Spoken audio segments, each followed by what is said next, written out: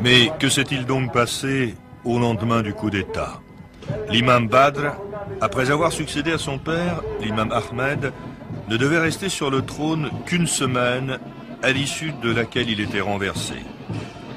Il parvenait cependant à s'enfuir, à gagner l'Arabie Saoudite, où il regroupait des partisans, avant de revenir pour combattre le nouveau pouvoir républicain.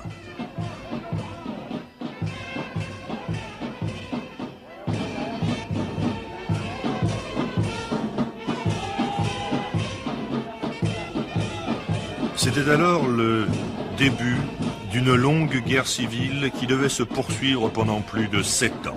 Un conflit qui, pour le président Nasser, pouvait lui permettre de prendre pied sur la péninsule arabique en combattant d'un côté les Britanniques installés à l'époque à Aden et de l'autre la monarchie conservatrice saoudienne.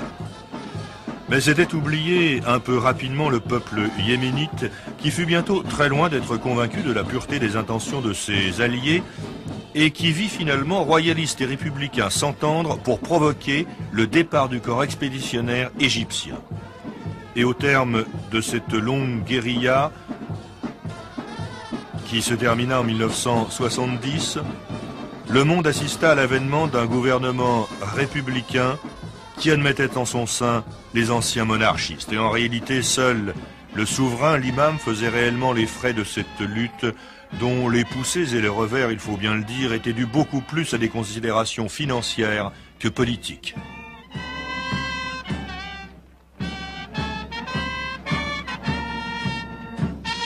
Et il reste au moins de cette révolution la persistance des subsides du grand voisin saoudien et cette remarquable façon de défiler très cher aux Égyptiens.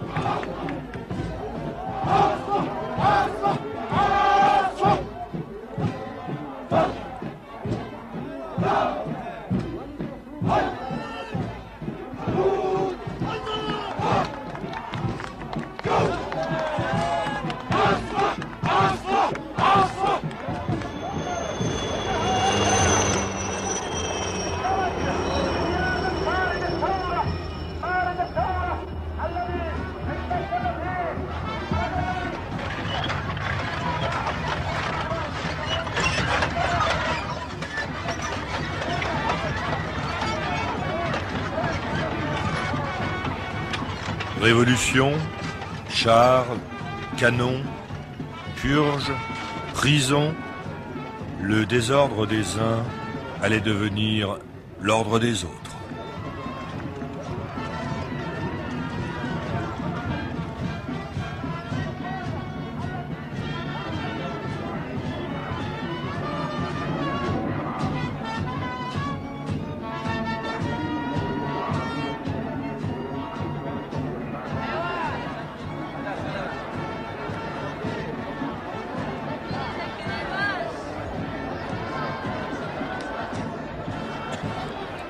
Mais quittons la place Tahrir, cette place de la libération.